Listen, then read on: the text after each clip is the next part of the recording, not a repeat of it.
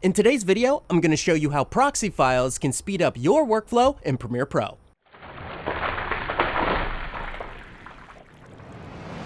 In fact, let me use this very clip as an example to showcase how much faster proxies can be. As I move the playhead on the timeline, look at how choppy it is in updating the program monitor. Compare that to when I turn my proxies on and move the playhead. I get immediate feedback from the playhead on the timeline. So much smoother. Think of proxies as stand-in low-resolution files for your high-resolution raw media. And since these proxies are so small and normally made with a great editing codec, it makes the processing of these files so much easier and faster for your computer when you're using them within Premiere Pro. And the great thing is, proxies are just for editing. When you go to export your video, Premiere Pro is going to refer back to that high-resolution raw media. So I'm gonna break this video into 3 parts because depending on your situation, your proxy workflow may differ. The first part of the video, I'm gonna show you how to create proxies within Premiere Pro. That being said, there is a much faster workflow, and that's if you have the capability of recording proxies simultaneously in your camera while you're recording your raw media, which a lot of recent cameras are putting this into their hardware. So in the second part of this video, I'm gonna show you how to attach your proxies within Premiere Pro. And then the third part of this video is a little bit more specific and will show you how to create proxies for high frame rate footage, such as 120 frames per second. So if we want to create proxies in Premiere Pro, highlight all of the footage over here in our project bin, right click, go to Proxy, Create Proxies. Within this Create Proxies window, we're going to switch it from H.264 to QuickTime. For the preset, personally, I like using the ProRes low resolution proxy, and this is mainly just because whenever I'm working with another client or within another production studio and they're working with an editing codec, they normally ask for ProRes. But for this task, Sceneform low resolution proxy is just as good. Just from personal experience, I'm gonna stick with ProRes low resolution proxy. Next in line is the destination. I'm gonna stick with next to original media and hit OK. What this does is send all of your video files to Adobe Media Encoder and starts to make proxies out of them while you're still using Premiere Pro. So the great thing about this is you can create proxies while you're editing. It will be a little bit more taxing on your computer, but you can still use Premiere Pro while making proxies. So my proxies are finished, and inside Premiere Pro, in order to start using them, we have to toggle them on. The easiest way to do this is to add your toggle proxies button right here in the program monitor. So we're gonna go over here to the button editor, click that, and this is the icon for toggling proxies. Bring this down onto the button menu and hit OK. Here is how scrolling is before toggling proxies on. As you can see, it doesn't even update my computer. There, it finally did. That was a great pause screen. And now, if I toggle my proxies on, watch this. What? It's so cool how fast you can edit with proxies. If you're using something like a laptop like me, creating proxies will help your workflow out so much more. Another suggestion is when you get to the process of color correcting and color grading, I wouldn't use proxies to do this because it is a very low resolution file. When you get to that process, you should probably toggle your proxies off and color correct and color grade to the raw media. Now that's creating proxies within Premiere Pro, but this process can be so much faster if you have the capability to record proxies simultaneously while you're recording your normal media on your camera. For example, my Sony a7S III can do this. I can record low resolution proxies while I record my 4K footage. Inside the SD card, right here under private M4 root, this is the raw media. But if you recorded internal proxies simultaneously on the A7S III, those proxies are right here underneath this subfolder. These were the proxies that I created before with Media Encoder. I'm going to delete these, and now I'm going to drag these proxies into my little proxies folder from the subfolder. So now, instead of creating our own proxies inside Premiere Pro, I'm going to highlight all of that footage and go to Proxy, Attach Proxies. And now let me show you what may happen. If you go to Attach, and we're gonna attach this first one, the 530, I hit Attach, and it's automatically found the proxies folder because we were already working in this. If you don't have that up, you'll just have to find it over here within your Finder. If I click on this very first one, the 530, and hit OK, It won't automatically attach all of the rest of these because inside the file names, it doesn't go _proxy. It has this S03.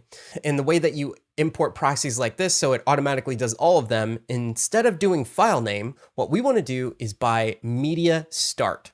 So I'm going to click this one and watch what happens. Let me hit attach. I'll click 531, click that, and hit OK. And automatically, it has now attached every single proxy to these files. And just to prove that to you, let me bring them back down here on the timeline. As you can see, there's no proxies on, but when we do toggle proxies on, here's that smooth scrolling and playback. Another way to tell that your proxies are attached to the file is to go over here and zoom in. Here you can see with the proxies on, there's a lot of pixelation. In fact, look right there. And then when I turn them off, you can see that it gets much crisper. Now, this third technique is geared to specific situations when you're dealing with high frame rates. So please, if you can, use the first two techniques that I showed you. Those are much simpler than what I'm about to show you with this third way. So to explain the problem, here I have 120 frames per second footage. That's 4K. With technique number one that I showed you, that would be exporting proxies inside Premiere Pro using either Apple ProRes or Sceneform. Well, the issue with that is if I go to Apple ProRes, you'll notice over here inside the frame rate that it will only allow you to go up to 60 frames per second. The same thing goes for if I were to switch this over to GoPro Sceneform, I go to frame rate and it has a max of 60 frames per second. If I were to try and use technique number two of internally recording proxies, well, currently on the Sony a7S III, you can't record proxies while you're doing 120 frames per second. What we need to do is find a codec that will allow us to export it from Premiere or Adobe Media Encoder at 120 frames per second. And it turns out that codec is H.265. So if I go up here to H.265 and then I scroll to frame rate, we can actually go up to a max of 300 frames per second. Now, this is if I were exporting any kind of video. What we need to do is create encoding and ingesting settings. So when you go over here to your project bin and highlight them all, I'll go to File, Proxy, Create Proxies, and under Format, I'm going to show you how to get an H.265 option. And just a quick note, if you want to download the ingest setting that I'm going to show you how to do, I'll put it in the description below. All you would need to do is download it and then hit Add Ingest Preset and then find wherever you downloaded it, click it, and then that will bring it up right here. So you will have that available to you. But let me show you how to do it. We're going to go to Media Encoder, and right here on the plus sign, we're going to create a encoding preset. I'm going to name my preset, and underneath format, I'm going to go to H.265, the one that starts with HEVC. The main thing that I want to change is right here underneath basic video settings, and it will be the height of the video. So we still want to make a small video size, and whatever you have here for the height, I'm just going to type in 720. Make sure that these are linked so the aspect ratio stays 16:9. If you were creating this for vertical video, all you would need to do is flip-flop these so it'd be 720 over 1280, but we're going to stick with horizontal for now. So 1280 by 720. I'm going to scroll down and I'm going to change the target bitrate from something like 7 to 4 because I want the overall file size of these proxies to be even smaller. Now, this will come at the price of having a lower visual quality proxy, but again, these are proxies and I'm not worried about the visual quality. I just want low file sizes that can play back fast within Premiere Pro. So with all of that set, I'm going to hit OK.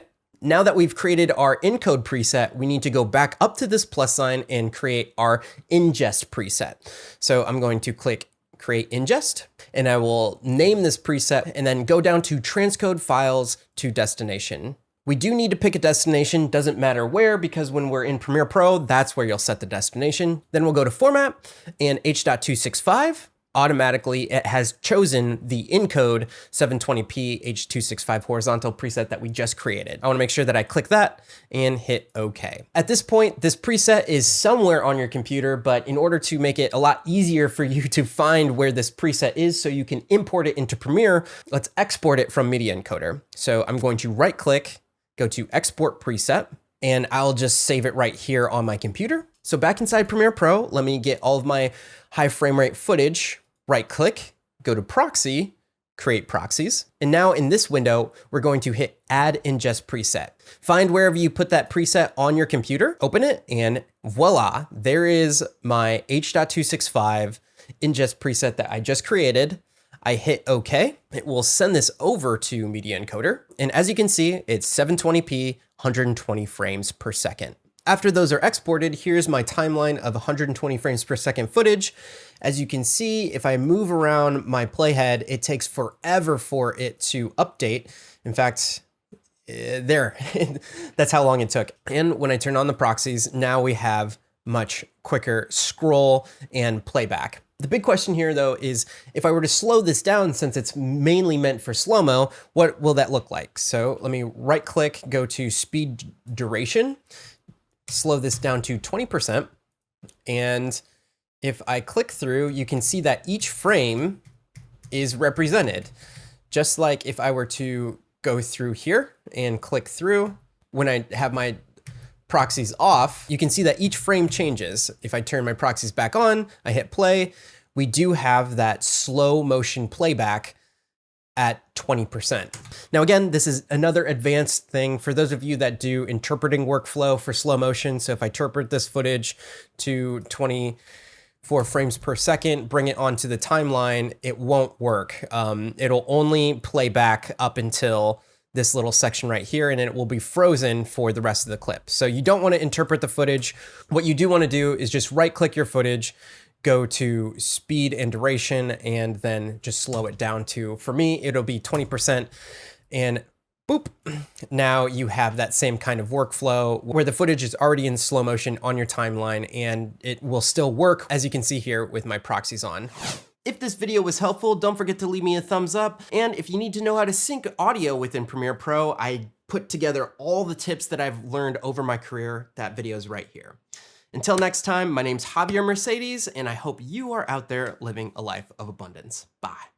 How proxies can speed up your workflow in Premiere Pro. Premiere Pro. In Premiere Pro. Let's get right into it.